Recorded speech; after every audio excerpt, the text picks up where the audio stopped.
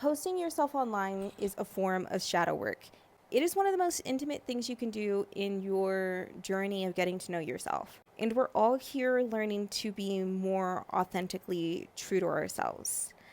I'm currently at a meditation center, and I met a friend here who loaned me this book, and something that I read in it last night stuck out to me so insanely much. It comes from the spirit named Azarius. I hope I'm pronouncing his name right.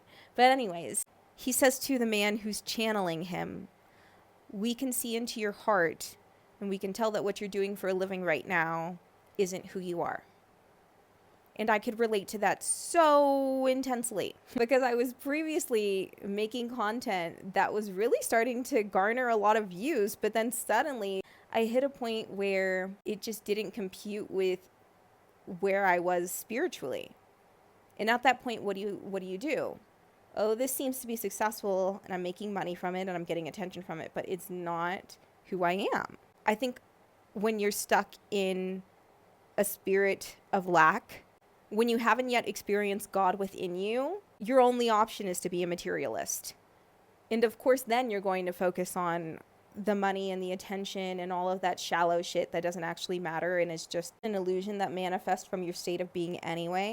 But when you have finally met the God within, there is no such thing as a bribe. There is no amount of money or no amount of physical pleasure that could sway you or deter you from being yourself. Another line actually that really stuck out to me in this book, now that I say that, is there's a line where the author says, when we use the word surrender, we think of it as the things that we're giving up, but in actuality, surrender is so much more about the things that we gain. Another story that I think is really interesting is that at the start of last month, I was waiting for 2 different brands to send me a payment. And it was taking so long that one of the brands, I was like, damn, they're just never going to pay me. And I just made peace with it. And I actually truly let it go and just moved on with my life. And I was like, you know what? If I didn't get it, then I guess I don't need it. And then last night, literally out of the blue, over a month late, boom, there's the cash that I thought I was never going to get. In so many other synchronicities that have just come in the moment that I have let go. And I've been asking myself for next steps, like, why can't life just be easy? Why can't the universe just hand things to me so easily, so clear? But it's like when those things are handed to me so easily and so clear, a lot of the time my ego would step in and tell me this isn't what we want. My ego has a very specific idea of what we want our life to pan out looking like. But in actuality, the soul enjoys just the experience of being human in general and the adventures that go along with it. So you might think that a good life looks like a nice, straight and easy path from A to Z, but the spirit is having so much fun, like, ooh, let's dabble a little over here, this zigzag road. And it also just has a grander overview of what the story of your life is meant to be and what is easiest. You don't know what's best because you can't actually see ahead. You can't see all the hurdles. You might think that this one opportunity would be better for you when in actuality, your soul knows that that's not the case. So this is a side note. I'll talk about this more in another video, but I've also been studying Taoism a lot. And that's also been incredibly valuable to my journey and allowed me to receive a lot more abundance and had me just create the experience of heaven on earth for myself. It really does start internally. And lastly, I'll leave you with this. This is the one other thing that I've really been thinking about is so often in my life, I've looked for other people to reciprocate the energy that I was sending towards them.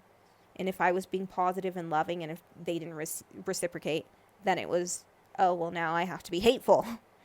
Now I've got to be mean. Now I've got to turn on my defenses. And that's so not the case. Something that Bashar says, anything that truly has power does not have to force itself. If anything or anyone is trying to force its will upon others, then that means that it doesn't really believe in its own power. It doesn't know its own strength. It is not empowered. It lives in a state of lack, of scarcity. It is creating an experience of hell for itself. And so I had to ask myself, maybe it was yesterday in a meditation, what is holding me back from being my most tender-hearted, vulnerable, compassionate, version of myself that I know and that I get to experience in those meditation sessions, what is holding me back from being that and expressing that with the rest of the world all the time, as much as I possibly can? And the answer is those defenses, those walls of, we often think that we have to match other people's frequencies, that you fight fire with fire because we don't believe in the strength of our own innate nature, which is really just love. And so in reality, if you are living in your truth, if you're being love and you come across hate, you don't have to match that frequency. You can just observe it. That's all that life is at the end of the day. It's just spirit observing different experiences. Your spirit doesn't feel pain. It doesn't feel anger. It doesn't feel hurt. It's not resentful.